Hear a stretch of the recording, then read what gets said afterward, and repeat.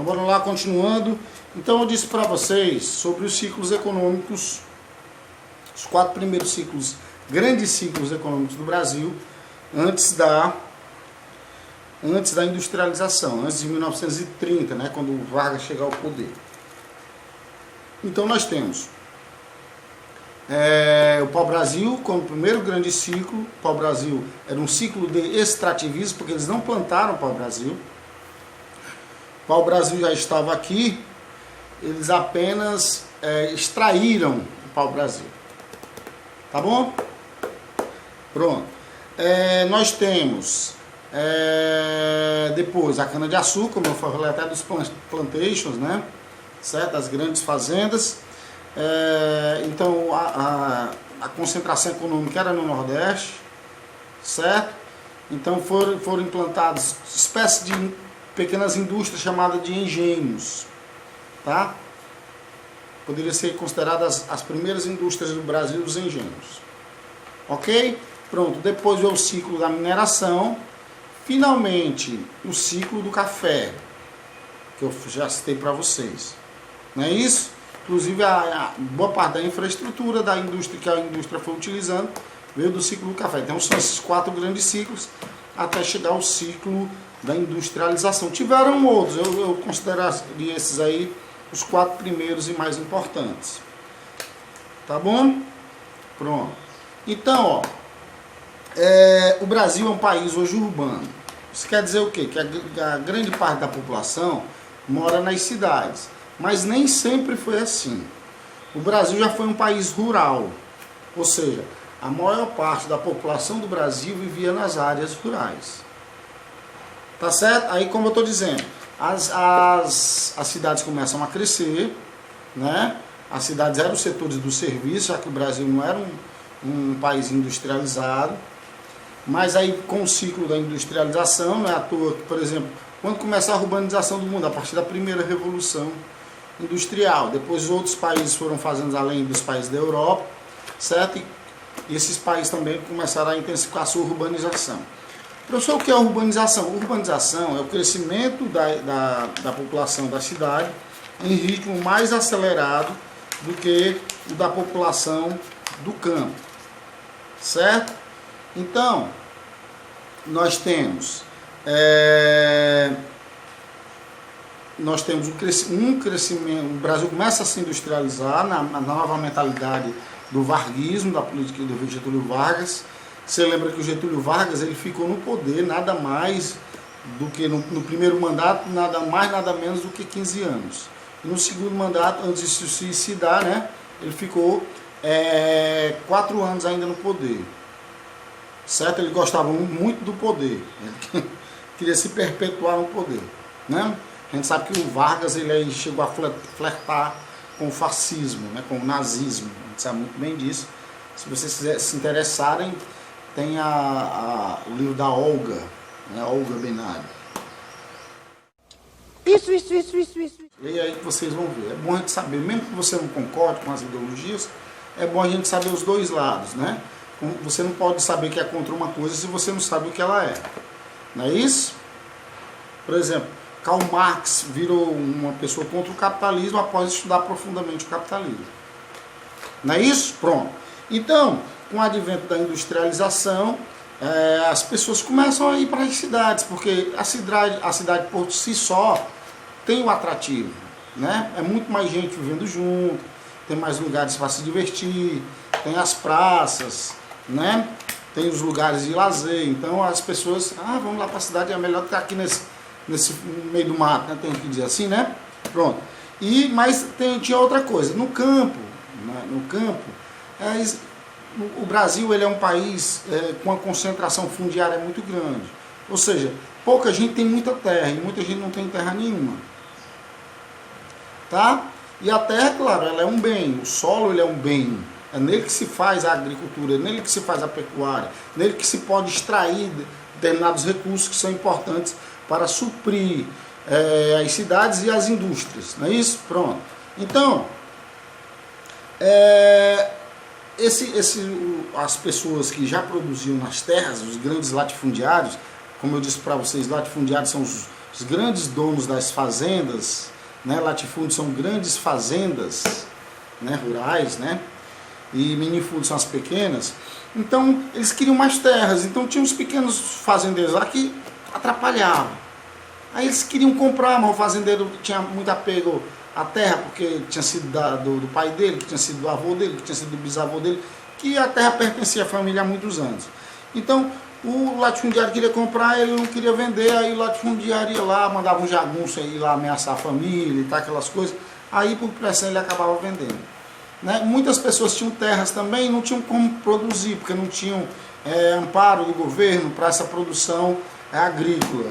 Não é isso? Então, acabou o quê? Essas pessoas foram deixando, e muitas pessoas não tinham terra nenhuma, estavam na situação miserável, no campo, não tinham. Né? Aí vem, como eu disse, a própria substituição do homem pela máquina. Então, elas migram para as cidades, certo? Então, chegando nas cidades, aí, por exemplo, cidades como cidades brasileiras que já não tinham infraestrutura e que ficava ruim mesmo. Não tinha escola, não tinha hospitais, não tinha moradia, né? E as pessoas iam viver meio que na marginalidade. Tá bom? Pronto. Aí, o que aconteceu? Como é que eu chamo isso? Essa saída de grupo de pessoas do campo para a cidade. O chamado êxodo rural. Isso foi acontecendo no Brasil e ainda acontece, mas já aconteceu bem mais. Certo? Então, até porque hoje a maior parte da população vive em cidades, mesmo cidades do interior. Não, tu é da capital do interior, não sou da capital, moro em Fortaleza. Né? Tu é do interior, moro em Itapipoca. Isso. Moro em Itapipoca, mas mesmo em Itapipoca é uma zona urbana. As pessoas não moram na zona rural de Itapipoca. Tem gente até que mora, mas a grande parte mora na zona urbana. Então, mesmo sendo cidades do interior, são cidades, são zonas urbanas. Então, a grande parte da população está morando nas zonas urbanas. Ou seja, foi migrando, né, por 7 fatores que eu já expliquei. Certo? E até que o Brasil se transformou num país urbano, após também o êxodo rural, que é incentivado por uma série de fatores: atrativo da cidade, pressão dos latifúndios sobre os minifúndios, substituição do homem pela máquina, né, concentração fundiária e por aí vai. Tá certo? No Brasil, o Brasil ele tem médios negócios da agricultura familiar que são importantes para abastecimento, principalmente para o abastecimento interno do povo brasileiro. Tá? Mas hoje eu destacaria no Brasil os agrobusiness, os agronegócios. O Brasil hoje é um grande exportador de café ainda, né? E se tornou um dos grandes exportadores de soja, brigando ali sempre primeiro, segundo, terceiro lugar com os países que mais exportam a soja também. Certo? Então, o produto interno brasileiro, ele deve muito a essa produção agrícola, da agropecuária. Tá? Da agropecuária. Então, grande parte do PIB é feito, né? É obtido pela produção agropecuária no Brasil. Certo? Então, a gente tem hoje uma grande importância desse PIB do agronegócio. Só que tem um problema desses agronegócios, né, que utilizam, né, uma agricultura moderníssima, né, técnicas de solo, irrigação, utilização de agrotóxicos, máquinas, equipamentos e por aí vai. Adubos, né?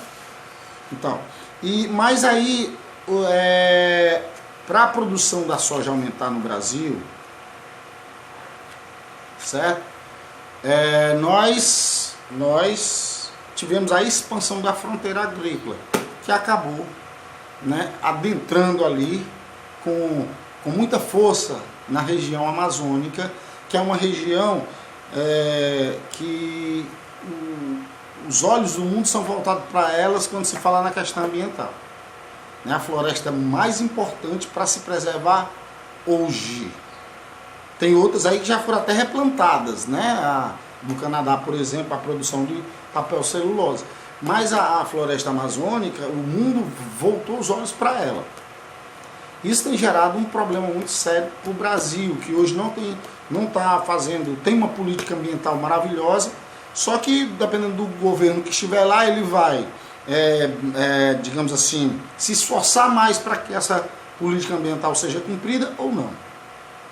Né? Então, muitos importadores, ou seja, muitos países que importam nossa produção agrícola, principalmente soja, ele condiciona comprar esses produtos agrícolas, esses produtos da pecuária, certo? Pecuária é a criação de animais, né? Extensivo, como eu expliquei, né? É a questão ambiental, que se preserve a Amazônia principalmente, né? Porque a Amazônia não é o pulmão do mundo, como se pensava antigamente, mas ela é responsável também hoje pelo equilíbrio ambiental do planeta, pelo equilíbrio climático do planeta. Né? Ela tem plantas que ainda nem foram catalogadas, então ela tem importância quanto à questão da biodiversidade, quanto à questão das mudanças climáticas. Né? Então, os países, principalmente os países mais ligados à questão ambiental, que são os países que foram participando dos grandes encontros das Nações Unidas sobre a questão ambiental e que são grandes compradores do Brasil, eles impõem isso ao governo brasileiro. Se vocês não preservarem, a gente para de comprar a sua soja. Se vocês não preservarem, a gente para de comprar a sua carne. Né? Porque a gente sabe que a floresta amazônica está sofrendo principalmente com o desmatamento, certo? Por conta, certo, da expansão agrícola, principalmente por conta da soja, e da expansão da pecuária, principalmente para o pasto. Pasto para a criação da pecuária bovina. Bovina, claro, do gado, né, do boi.